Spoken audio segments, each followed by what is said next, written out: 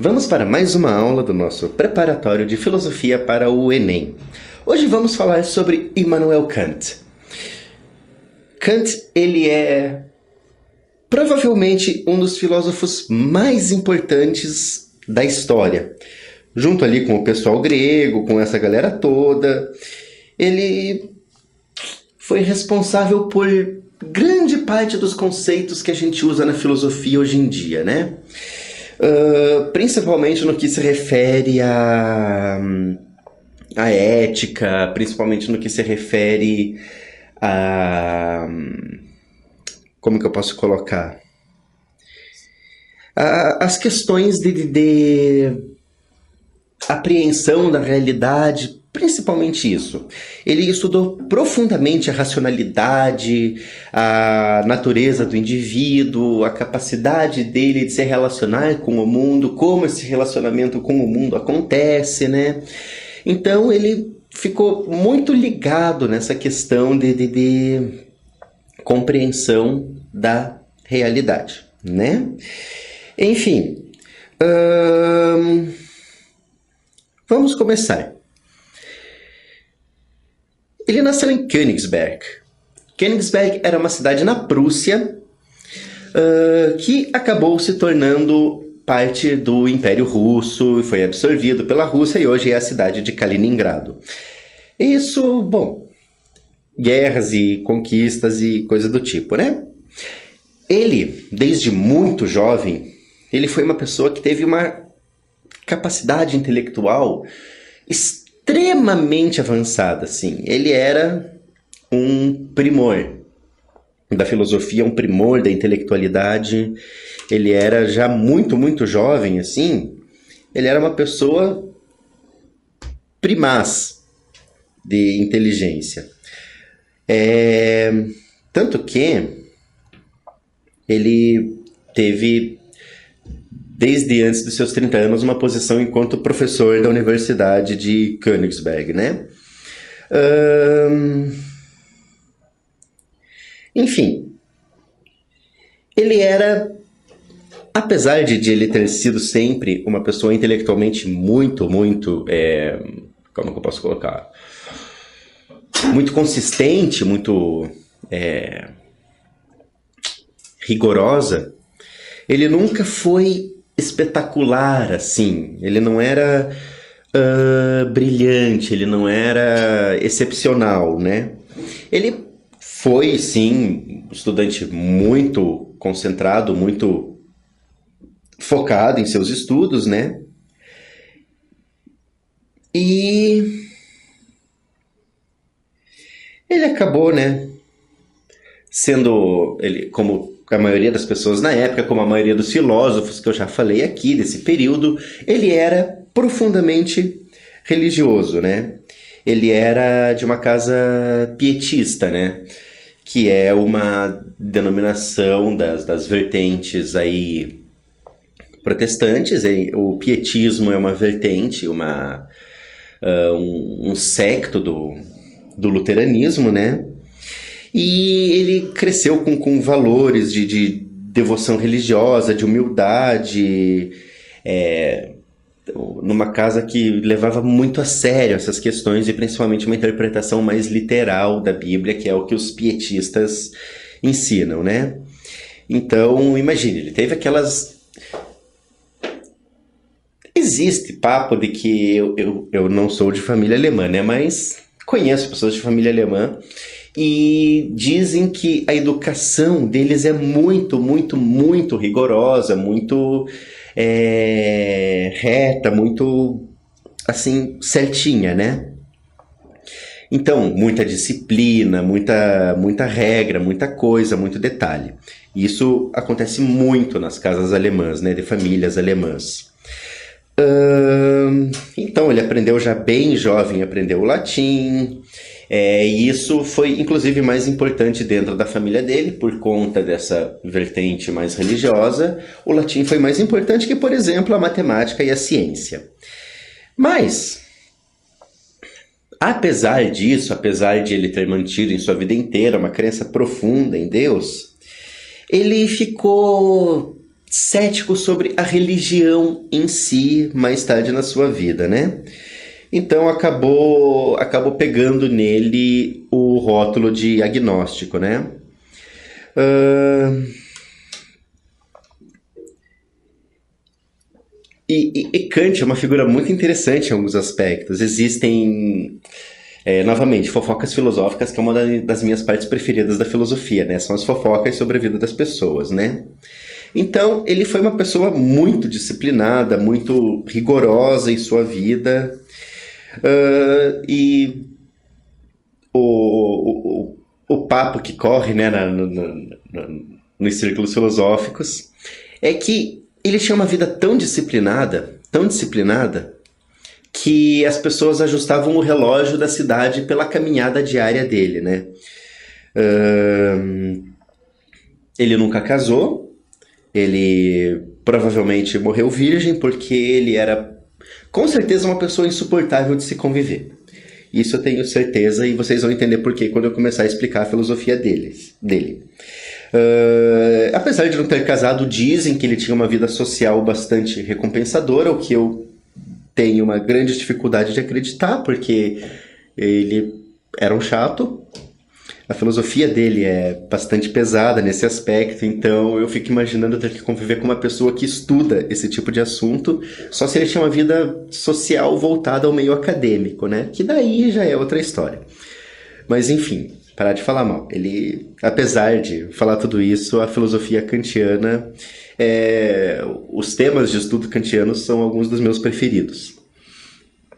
Apesar de eu gostar muito mais da parte de filosofia política e essas coisas, mas o estudo ético de Kant, para mim, é uma coisa inigualável.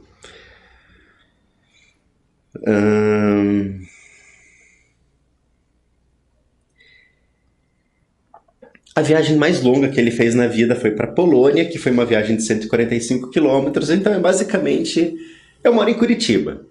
É basicamente eu ir para Ponta Grossa, que é a cidade onde eu nasci, que fica a uns cento e poucos quilômetros daqui, né? Basicamente eu voltar para minha cidade natal. Então, né, começa assim. Ele entrou na universidade com 16 anos, então mais ou menos na idade que vocês que estão se preparando para o Enem estão, né? E 16, 17 anos, né? Então ele já tinha entrado na universidade nessa idade. Então pense como que o cara era, né? Ele foi aluno de Martin Knudsen, e Martin Knudsen foi professor de lógica e metafísica na Universidade de Königsberg. Ele era um racionalista, profundamente racionalista, que estava estudando a filosofia britânica da época, tanto que foi ele que apresentou o pensamento de Newton pro Kant.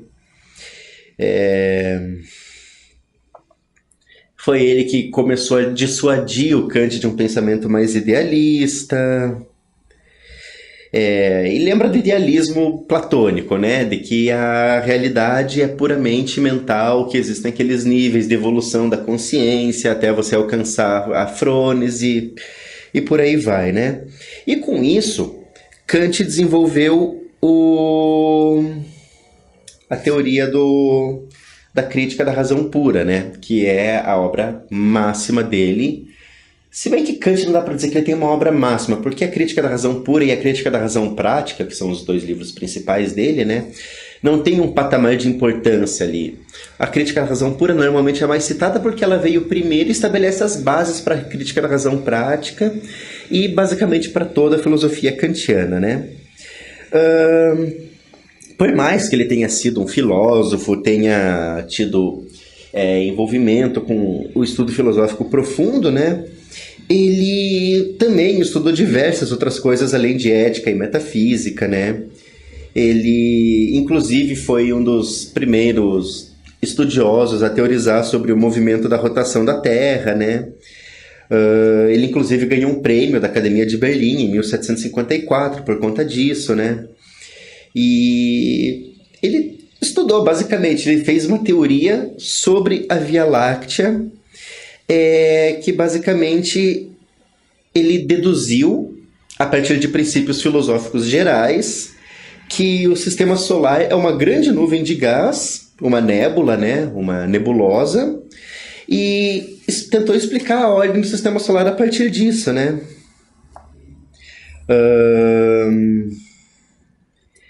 E ele daí, a partir disso, ele, como já tinha um estudo astronômico mais rigoroso nessa época, né? Então, além do sistema solar, já sabia-se da existência da Via Láctea, né? Que para ele era um grande disco de estrelas, que daí ele falou que isso formava uma nuvem de gás muito maior, né? E ele foi basicamente dizendo que os conjuntos de estrelas eram nébulas que ficavam próximas umas às outras, né? Então, ele basicamente foi a primeira pessoa que pensou num universo além do sistema solar. Ele pensou numa escala universal, numa escala galáctica, né? E depois disso, né? Porque como se não bastasse, ele basicamente cimentou as bases para a astronomia como a gente entende ela hoje, né? Ele daí começou a estudar filosofia. Inclusive, Kant é muito célebre pela frase de que a vida só começa depois dos 40. Então pense que isso daqui ele fez mais ou menos com uns 20 e poucos anos de idade. Ele teve lá pelos seus 35 anos, um período que ele entrou em reclusão, né? E ele só saiu dessa reclusão, não, ele tinha uns 37, ele só saiu dessa reclusão com 45, e dessa reclusão ele saiu com a Crítica da Razão Pura escrita. Então ele levou 8 anos desenvolvendo a obra-prima dele, né? Mas o que é essa obra-prima dele? Vamos ver as ideias centrais aqui do nosso queridinho Kant. Então, ele estabeleceu as bases do empirismo junto ao idealismo alemão. E o que isso quer dizer? O que é o empirismo? O empirismo é a escola filosófica que estabelece que tudo depende da experiência, né? Então nós só podemos conhecer aquilo que nós temos experiência. Ou seja, eu só tenho experiência, eu só tenho conhecimento dessa caneta porque eu tenho a experiência dessa caneta. Inclusive, ele participou de um... Não, esse debate foi o Descartes que participou. Eu vou falar do Descartes em outra aula. Enfim. Mas ele estabeleceu que basicamente só posso ter conhecimento dessa caneta a partir da experiência da caneta.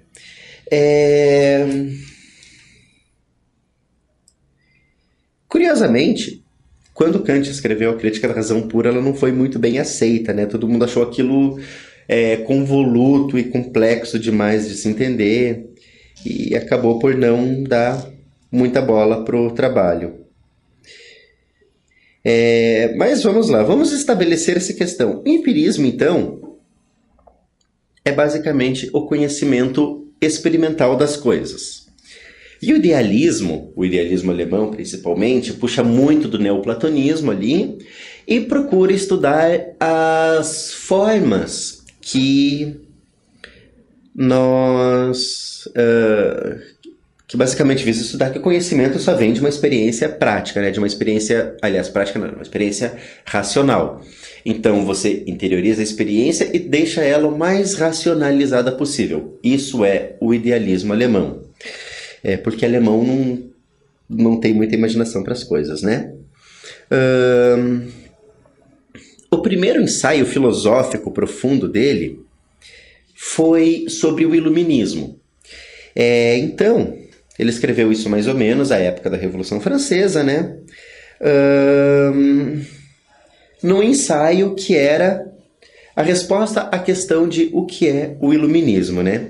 Então, para ele, o iluminismo foi uma era da filosofia, foi uma era do pensamento humano moldada pelo latim, pelo ditado em latim, sapere aude. E sapere aude quer dizer o quê? Ouse saber. Ou ouse ser sábio, né? latim oferece várias interpretações. Enfim, Kant acreditava, né, em pensamento autônomo, em você conseguir pensar apartado de uma autoridade externa, que você conseguisse pensar por si só. A grande ideia do Kant é essa, e no começo de seus estudos filosóficos. E para ele o iluminismo teve justamente esse objetivo, né? O iluminismo buscava dar ao homem condições e ferramentas intelectuais para que ele pudesse pensar por si. E o que ele queria? Quando ele pensou em juntar o racionalismo, né, do empirismo e o idealismo alemão, ele falava sobre as questões das limitações da nossa mente, principalmente, né? E ele também reconhecia as limitações da experimentação. Lembra aquela história toda de que os nossos sentidos nos enganam e papapá, etc e tal, né? Pois é. Então, deixa eu só checar alguma coisa nas minhas anotações aqui.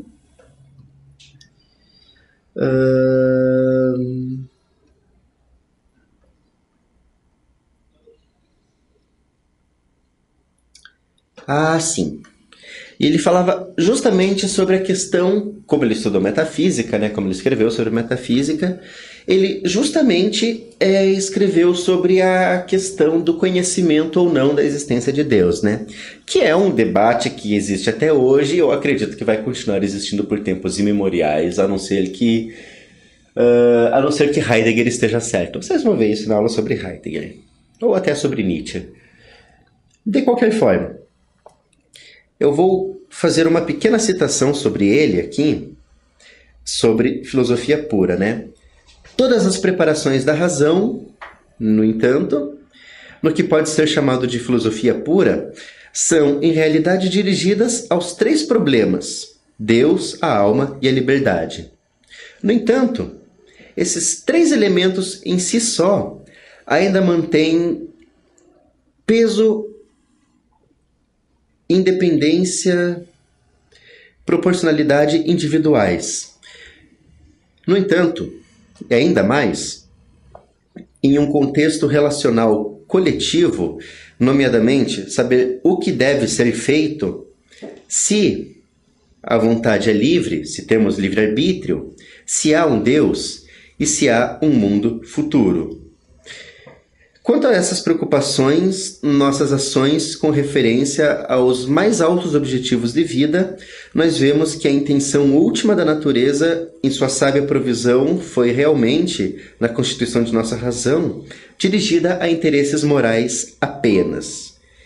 Então, foi a partir daí que ele começou a estabelecer as bases da filosofia moral dele.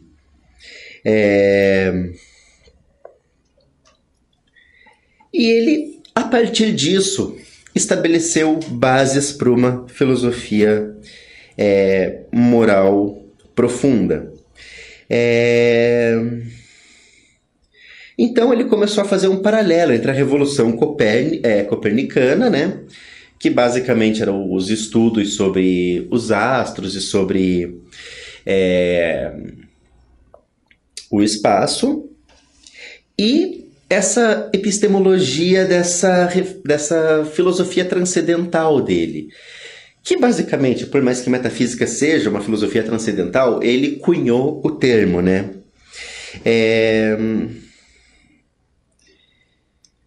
Por mais que ele nunca mencionou o trabalho dele como uma revolução copernicana. Porque lembra qual que foi a relevância do Copérnico, né? Copérnico foi o cara que veio e pensou que, opa, não é o Sol que gira em torno da Terra, a Terra que gira em torno do Sol. Isso foi uma mudança gigantesca, né, para todos os estudos. Mas atribuíram para ele esse papel de ter feito uma revolução copernicana na filosofia, né? Então, isso é baseado em dois fundamentos da filosofia crítica dele, né? A epistemologia do idealismo transcendente e a filosofia moral da autonomia da razão prática. E aí você está pensando, você está falando um monte de coisa, eu não estou entendendo nada do que você está falando. Porque basicamente é como Kant funciona, né? Você estuda, estuda, estuda, e quanto menos você lê o que o cara escreveu, menos você sabe o que ele estava falando, né? Enfim. Isso quer dizer que você coloca o ser humano racional como sujeito, você coloca ele no centro, como sujeito dos mundos cognitivo e moral. Basicamente das experiências de conhecimento, de apreensão da realidade e de como se conduzir moralmente, né? Que isso é uma preocupação que vem lá desde os gregos e eu acho que vai continuar existindo por tempos imemoriais. Enquanto o pessoal pós-Frankfurt não destruir essa ideia de moral. De qualquer forma, ele dizia que a ordem racional do mundo, do jeito que a ciência entende, não era apenas um acúmulo acidental de percepções sensoriais. Então, Kant, por mais que ele tenha toda essa coisa do empirismo e tal, ele acreditava que tinha algo maior que estabelecia uma causalidade para as coisas e que as coisas não são ao acaso, né? Enfim, ele pensou, né? Ele unificou as categorias de compreensão através da percepção do espaço-tempo. O cara era maluco, como vocês podem perceber, né? De qualquer forma, essa interpretação dele de dois mundos, o mundo da percepção e o mundo da moral, era uma posição de limitação epistemológica, né? E que nós não temos a capacidade de transcender os limites da nossa própria mente, né? Então, isso é uma coisa que também Descartes já falava, né? A experiência, ela vem a razão, a capacidade de razão que nós temos, ela só pode vir de Deus. E ele também fala, nessa questão, né, que nós não podemos acessar a coisa em si mesma, né? Que nós não podemos ter acesso ao objeto em sua totalidade, né? Então, o objeto transcendente, ou objeto em si mesmo, é um produto da compreensão enquanto a gente tenta abstrair as noções a respeito dos objetos. Então, essa noção foi muito discutida pelos filósofos depois de Kant, né? Que por conta de a coisa em si própria, a coisa transcendente, ser inconhecível, a sua existência não deve ser presumida, né? Que a gente não deve assumir que essa coisa existe porque a gente não consegue entender ela, né?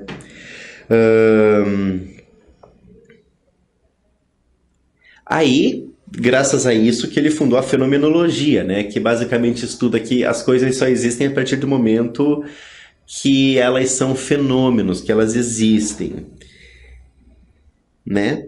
E ele tem, enfim, teorias e teorias a respeito disso, né? Vamos aqui. Tá, esse é o único slide. Então vamos falar. Ele tem uma teoria a respeito da percepção, que é aqui onde eu falo sobre faculdades de compreensão. Imagine que eu ia quase me esquecer de falar disso. Que horrível. Que é uma coisa muito essencial da teoria dele, né? Basicamente, nós só conseguimos entender as coisas através de dois tipos de proposições de frases, né? Proposições analíticas, né?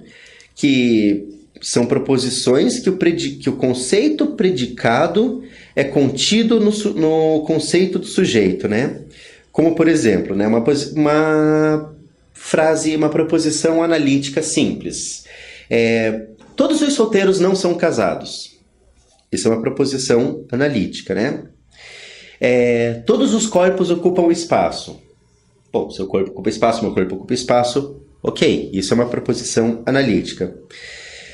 Proposições sintéticas. O que são proposições sintéticas? Uma proposição cujo conceito predicado não está contido no conceito do sujeito, né? Como, por exemplo, todos os corpos têm peso ou todos os solteiros são sozinhos. Nós sabemos que são proposições que podem não ser verdade. Um solteiro pode estar sozinho, mas não obrigatoriamente isso vai acontecer, né? E sabemos que nem todos os corpos têm peso. A maioria tem. Eu acredito que todos os corpos têm peso. Eu sou péssimo em ciências.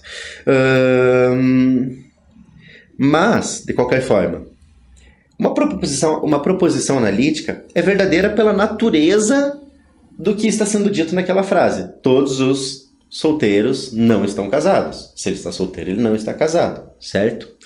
Então, são frases que por si só são verdadeiras. Não precisa de maior conhecimento não precisa de maior conhecimento do que entender a língua, né? Para entender o que a frase está dizendo. No outro lado, uma proposta sintética, ela já fala alguma coisa para a gente sobre o mundo, né? É a verdade ou não da proposição deriva de algo de fora do contexto linguístico. Como assim?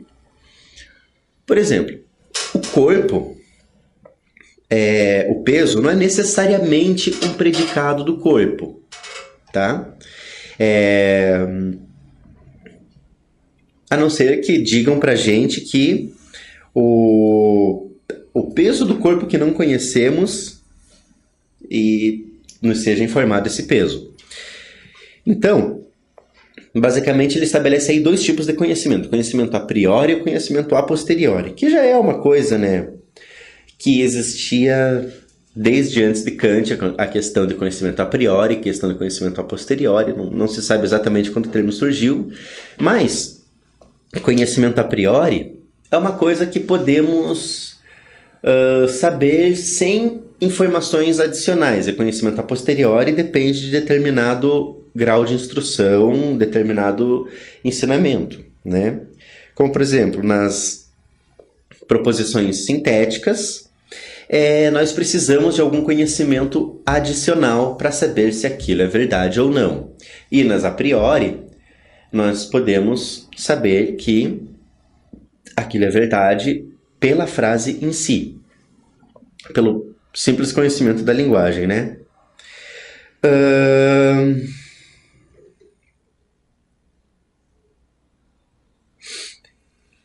E antes de Kant escrever a Crítica, né? Porque quando ele escreveu a Crítica à Razão Pura, ele estava justamente analisando essas questões, né? Sobre como nós experimentamos a realidade. E antes dele, empiristas como Hume e racionalistas como Leibniz, eles assumiam que todas as frases sintéticas, todas as proposições sintéticas necessitavam de experiência para serem conhecidas, né? Mas Kant já dizia que não.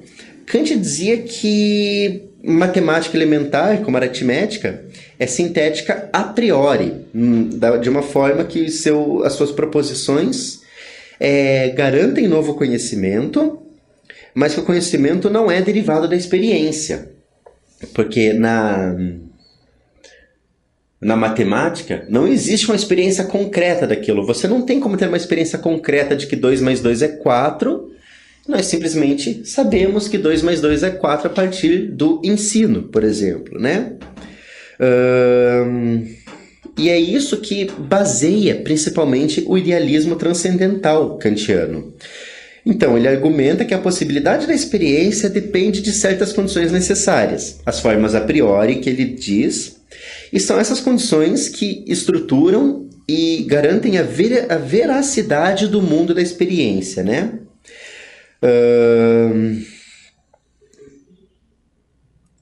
Então, se a aritmética é um a priori sintético, lembra que a gente fez essa distinção entre analítico e sintético, né? Então, se vem da experiência, as frases sintéticas, mas o a priori é aquilo que ocorre antes da experiência. Então, na verdade, o sintético ocorre com conhecimento adicional, né? O a priori antes da experiência e o a posteriori depois da experiência. Então, um sintético a priori quer dizer que você não tem como ter experiência daquilo, mas você tem como ter conhecimento a respeito daquilo.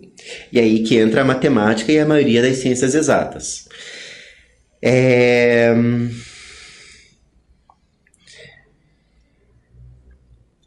Então, assim, é aquilo que eu falei. A partir do momento que você tem uma experiência básica de como que funcionam as operações matemáticas, você sabe que 100 mais 100 é 200, que 1 mais 1 é 2, que 2 mais 2 é 4, e por aí vai. E 3 vezes 5 é 15, porque você sabe como as operações matemáticas funcionam. Mas você nunca teve uma experiência concreta daquilo, né? Então, a matemática ela dá uma impressão de ser analítica mesmo não sendo, né? Então, Kant dizia que a experiência humana ela é um conjunto de percepção de objetos externos e de conhecimento a priori. E conhecimento a priori pode ser alguma coisa como gramática e matemática, que você não tem uma experiência prática daquilo, a não ser a comunicação em si, e também do conhecimento concreto, do conhecimento que deriva do conhecimento adquirido, que não tem uma experiência concreta, né?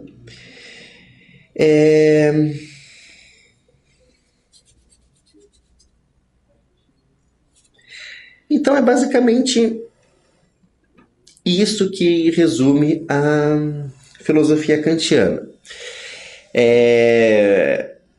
O essencial a se lembrar aqui sempre é como Kant via as coisas, né? Como ele analisava essa questão da experiência humana, principalmente com relação aos a priori, os sintéticos, os analíticos e os a posteriores. Enfim. Isso encerra a nossa aula sobre Kant. Espero que tenham gostado e nos vemos na próxima aula.